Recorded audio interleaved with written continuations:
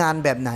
ถึงได้8ล้านแบบนี้งานแบบไหนถึงได้10ล้านแบบนี้ทำงานที่สปปลาวสวัสดีครับพี่น้องเบิร์ดสบู่สกลเนาะวันนี้บอยจะมาเล่าถึงเรื่องราวของงานในสปปลาวเฮ็ดแล้วได้เดือนละ10ล้านเดือนละ8ล้านทำยังไงเนาะคือจังงานอยู่สปปลาวพี่น้องถ้าหากว่า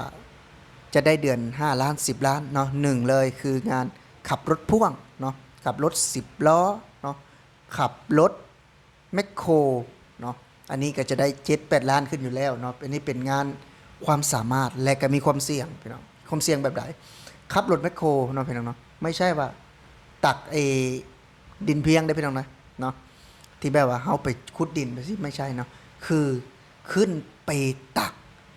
ตรงยอดภูเขาเนาะนั่นคือจะได้จริงเนาะอันนี้ก็งานแบบนี้แต่ถ้าหากว่าคืองานทั่วไปคือเฮามาเฮ็ดในประเทศไทยเข็นพักอยู่ตลาดบอเนาะหรือว่าขายเสื้อผ้าเนาะให้ในจ้างไทยเนาะเป็นเด็กเสิร์ฟเนาะทำอาหารแบบนี้นี่จะบ่มีพี่น้องจะไม่มีเนาะจะมีแค่2ล้าน5ลงมานะถ้าทำงานทั่วไปเนาะ2ล้าน5กับบ่ได้แพงพี่น้อง4 3 4พันประมาณนี้นะ3-4พันบาทคือจังถ้างานปกติเนาะทั่วไปจะไม่ได้รายได้สูงเหมือนนั้นเนาะที่จะได้ดีหน่อยก็คืองานก่อสร้างเนาะผสมปูนประมาณนี้เนาะก่อแบบว่าผสมปูนแล้วก็เป็นสร้างเนาะสำหรับงานก่อสร้างนะครับก็จะได้เยอะเนาะจะได้วันหนึ่ง200,000ขึ้นพี่น้องเนาะก็เดือน6-7ล้าน8ล้านนี่ก็ได้อยู่เนาะถ้างานประเภทนี้แต่ว่างานมันก็บ่ได้หลายถึงขั้นว่าสิเอาคนลาวที่อยู่ในไทยนี่กลับไปทำหมดเนาะและส่วนหลายอย่าลืมนะว่าคนทำงานในประเทศไทยนี่เขาไม่ได้ค่อยไปทำงานก่อสร้างเนาะคนสมมุติว่ามี1ล้านคนที่คนลาวอยู่ในประเทศไทยนี่เนาะงานก่อสร้างก็บ่พอเท่าใดพันเนาะที่ไปทำงานก่อสร้างนอกนั้นก็จะเป็นร้านอาหารเนาะที่คนลาวเยอะเนาะคนลาวทำเยอะร้านอาหารขายเสื้อผ้าเนาะอยู่ในโรงเย็บผ้าแบบนี้เนาะที่บ่ยอดได้เห็นนะเพราะฉะนั้นคือกลุ่มคนเหล่านี้เนาะบ่สามารถที่จะออกไปทำงานอยู่บ้านเฮาทำอะไรอย่างนั้นก็พี่น้องขับรถแมคโครเนาะไม่สามารถทำได้เนาะและบ่ยอดกันหนึ่งในนั้นคือบยอดกับบกกลับไปขับรถแมคโครเนาะหนึ่งบ่ยอดขับบ่เป็นเนาะสองกับบ่ได้แม่นอาชีพที่มักเนาะและขับก็มันก็จะขับได้แค่ผู้ชายเนาะเป็นบางทีที่จะอาจจะไปขับรถแมคโครตักหินเนาะหรือว่าขับรถพ่วงไปบรรทุกหินข้ามมาไทยหรือว่าไปเวียดนามเนาะผู้หญิงเพิ่นก็บ่สามารถเฮ็ดได้เพราะฉะนั้นเนาะงานที่ได้เงินมันก็มีอยู่จริงอยู่แต่มันสักกี่คนเนาะที่จะสามารถทำได้หนึ่งนั้นก็คือบ่ยอดก็บ่ได้สามารถเฮ็ดได้แล้วผู้หญิงตัวน้อยๆเนาะก็บ่สามารถเฮ็ดได้แต่ต่างกันเนาะคืองานอยู่ประเทศไทยพี่น้องสัก17-18เนาะเข้ามาทำงานในประเทศไทยเนาะเข้ามาพร้อมกันเนาะสมมุติคนนี้อายุ25คนนี้อายุ17 18ประมาณ18เนาะทำบัตรได้ประมาณ18เขาก็รายได้320เนาะ300เหมือนกันถ้าเข้ามาพร้อมกันนี่พี่น้องเพิ่นจะบ่ได้แยกแยะว่าคนโตเนาะคุณได้เยอะเนาะเขาจะวัดกันที่ผลงานถ้ามาทำงานในประเทศไทยเนาะทำงานอยู่ดนไหมอยู่นานไหมเนาะจะได้เท่าไหร่ก็ต้องเพิ่มไปเรื่อยๆเนาะคือในประเทศไทยไม่ว่าคุณจะทำงานอะไรเนาะทำงานขายเสื้อผ้าเนาะทำงานในสถานที่ต่างๆที่อยู่กับนายจ้างไทยคุณเริ่มต้นก็คือก็300 บาทเนาะเดือนละ 9,000 บาทได้แน่นอนเนาะเดือนละ5ล้านกว่า6ล้านเนี่ยได้แน่นอนถ้ามาทำงานในประเทศไทย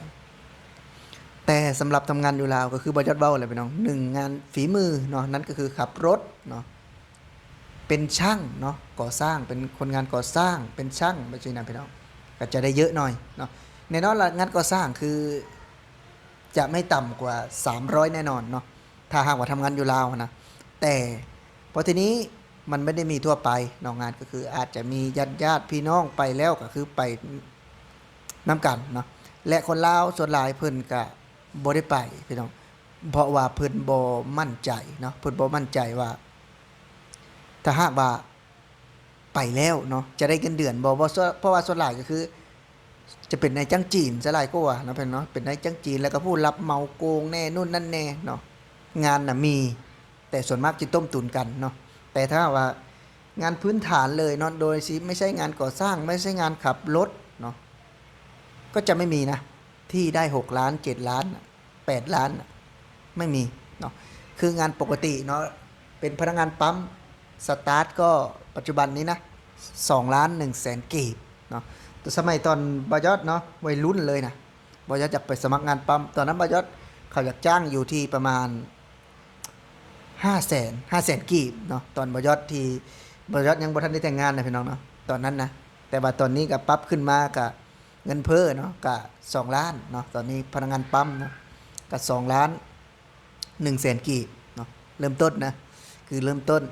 คือจะไม่มีหรอกที่ว่าทำงานแล้วได้เยอะๆและเป็นอย่างคือทำเนาะบางคนกับพี่น้องอยู่น้ำญาติเนาะอยู่น้ำญาติแล้วก็อยู่ใกล้บ้านเนาะบางคนเพิ่นก็มีอาชีพทำนาเนาะนาเพิ่นหลายพื้นที่เพิ่นหลายเนาะเพิ่นก็ไปเป็นนั้นนำเนาะแล้วก็เฮ็ดเกษตรนำพี่น้องเนาะ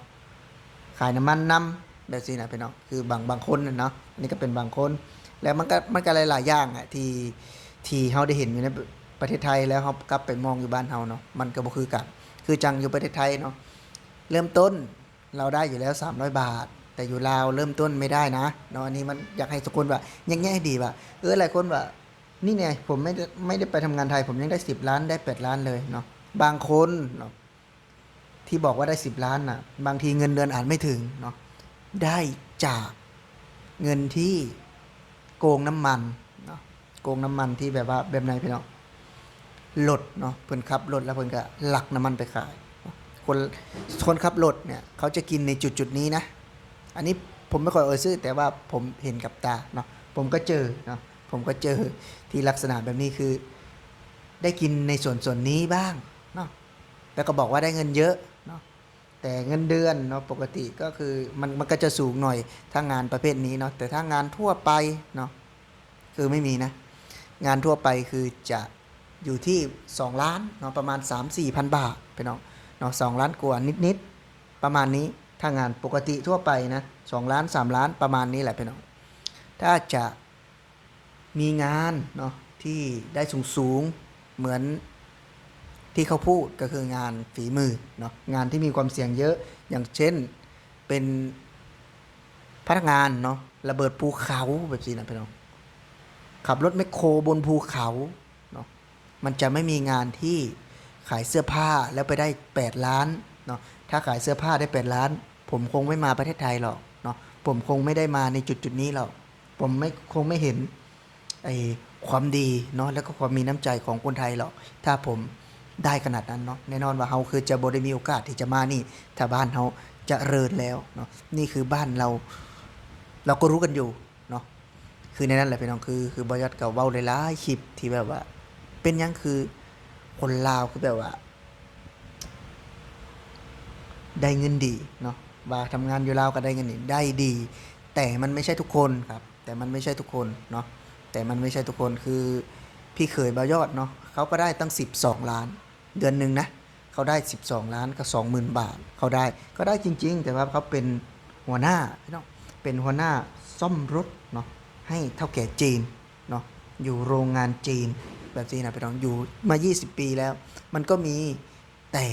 มันไม่ใช่ทุกคนเนาะไม่ใช่ทุกคนที่จะทำได้เนาะพี่น้องเนาะสำหรับคลิปนี้บ่าวยอดสิขอลาพี่และน้องไปก่อนพี่น้อง